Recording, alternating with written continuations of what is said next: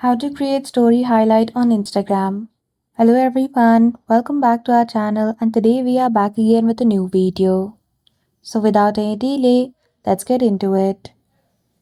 For that, firstly open Instagram application and log in with your account details. Go to your profile and here as you can see I have no highlight. So to simply create a story highlight, click on three lines at the top right corner, go to archive and choose the option of story archive. Click on any one of the story which you want to create as a highlight. At the bottom, click on highlight and provide some emoji for the highlight, or you can also type some name. After that, go to your profile, refresh it, and there you go. That is how easily you can create story highlight on Instagram. So I hope you found this video helpful.